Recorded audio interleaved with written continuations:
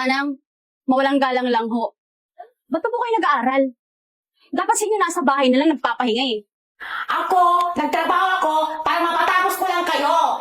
Ngayon, uunahin ko naman ang sarili ko. Ewan ko sa'yo, tumatanda ang paurong. Pangarap ko talagang makapagtapos. Kaya lang, nung nabuntis na ako, hindi ko na natuloy. Kahit na mag-aral ka ng ilang beses, hindi ka na matatanggap sa malalaking kumpanya kasi ugod-ugod ka na.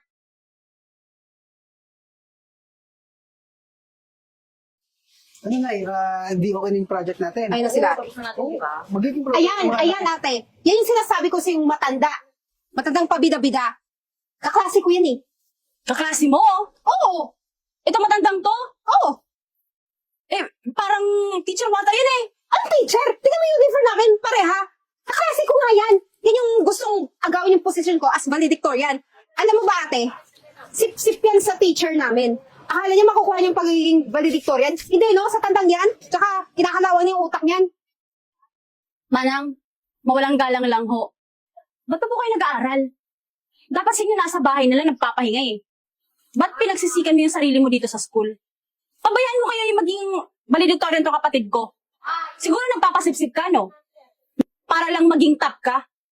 Huwag mo nga pagsiksikan yung sarili mo. Teka nga lang ate. Bakit ba ang hilig-hilig yung pagdiskitahan to sa inay? Dahil ba matalino siya at magiging valedictorian siya at yung kapatid mo hindi na magiging valedictorian? Wow, nagsalita. Pati ka nakikipaglaban para sa kanya. Dahil classmate ko siya. Tsaka bakit ba ang hilig-hilig niyong awayin to si nanay? Ba't ka ba nangingialam? Kasama ka ba dito? Nasa lista ka ba ng valedictorian? Di ba hindi? Manahimik ka. Saka ikaw, Manang, umuwi ka sa bahay niyo, magbantay ka ng anak mo, o di kaya apo mo. Kasi yun yung nababagay sa'yo eh. Hindi yung mang-aagaw ka ng papel na hindi naman sa'yo. Sa susunod, pag nalaman ko sa kapatid ko, mahanda ka sa akin. Malis na nga kayo. Pwede ba Eden, kung ayaw mo isumbong kita sa principal natin, gamitin mo nga yung right manners mo para at least ma-achieve mo yung gusto mo ma-achieve. Hindi yung nanlalait ka pa ng ibang tao. Pakialam ko sa inyo. Kayo lumayas lalo na ikaw. Magpadede ka ng mga apo mo. Ay naku, Nay. Hayaan mo na lang sila. Para kami po ang importante, nag-aaral ka ng mabuti para sa mga anak mo. At magiging proud sila sa'yo pag naging valedictorian ka na. Okay? Tara na. Ano ba yan, nak? Ang gulo-gulo ng bahay, hindi ka man lang naglinis? Ano ba, Nay? Trabaho mo itong maglinis dito eh. Galing akong eskwelahan, di ba? Estudyante nga ako, di ba? Eh, bakit kasi nag-aaral ka pa? Eh, ang tanda mo na. Ako, nagtrabaho ako para mapatapos ko lang kayo. Ngayon, uunahin ko naman ang sarili ko. Dapat ka magkaya ko ng trabaho, di ba? Ewan ko sa'yo, tumatanda akong paurong.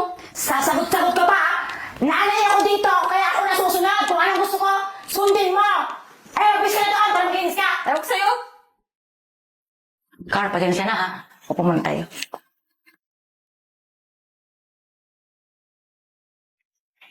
Carl, pasensya ka na pala. Magulo yung bahay namin kasi yung anak ko kasi burara. Okay lang yun, Nay. Ay, ano pala yung gagawin natin project? Ano lang naman yun, sa physics lang naman yun. Ah. Problema doon. Anyways, matanong ko lang. Curious lang kasi ako eh. Bakit ka nga ba nag-aral ulit? Alam mo, Carl, pangarap ko talagang makapagtapos. Kaya lang, nung nabuntis na ako, hindi ko na natuloy kasi inuna ko yung mga anak ko, mga pangalanan nila. Lahat na lang ng trabaho ginawa ko, naglaba ako, kahit saan-saan na dyan, basta mapagtapos ko lang sila. Hindi naman siguro huli pa ang lahat, di ba? Alam mo, nakaka-proud ka, Nay. Sa totoo lang, hanga ako sa'yo. Salamat, Carl. Ano, gawin na natin yung project natin? Sige. At least, kahit pa paano, pagtulungan natin, maging mas proud pa ang mga anak ko sa'yo. Oo, sige na. Gawin na natin. Sige. Kumusta naman yung exam ng matalino kong kapatid? Eh, nakaka-stress ate. Bakit? Speaking of, dahil dyan sa babaeng yan, yung matandang yan, alam mo ba, pareha kami ng score sa exam. Hindi ako naniniwala ate na makukuha niya yung ganyang score. Ako nga, nag-aaral ako magdamag. Tapos siya, parang wala lang. Nagdududa ako dyan eh. Kaya yan lagi nasa likuran ko nakaupo, nangungopia. Hindi naman ako nangungopia. Nag-aaral naman ako ng mabuti. So, kaya mo yan? Ate, kinakalawan yung utak niya eh. Pag memorize ka siguro, hindi niya makaya. Andito ka pa pala? Ba't di ka pa maalis-alis dito? Ha? Hindi ka pa nahihiya sa sarili mo? Itong kapatid ko matalino. Gabi-gabi yan lagi nag-aaral. Ikaw, wala ka bang pamilya? Wala ka bang anak? Akala mo ba makakapasa ka pa? Gaya ng sinabi ko sa'yo, kahit na mag-aral ka ng ilang beses, hindi ka na matatanggap sa malalaking kumpanya kasi ugod-ugod ka na. Akala mo ba ikaw yung mananalo as valedictorian? Hoy, sasabihin ko lang sa'yo, mas matalino tong kapatid ko. Mas bata. At mas magaling. Ay, good evening, sir. Ay, good evening po. Sir mo? Oo, yan yung class advisor namin natin. Ganun na, no? Kasi bata pa. Hindi ka gaya ng iba. Matanda. Totoo. Alam mo, sobra ka na eh. Tsaka ikaw, Eden. Bakit? Ano ba problema niyo? Sino naman yan, sir? Ang tanda-tanda na, nangangarap pang makapag-aral at makagraduate. Eh ano ngayon kung matanda ka yan? Hindi niyo pa alam na nanay ko to? Nanay mo? Ano nangyari yun?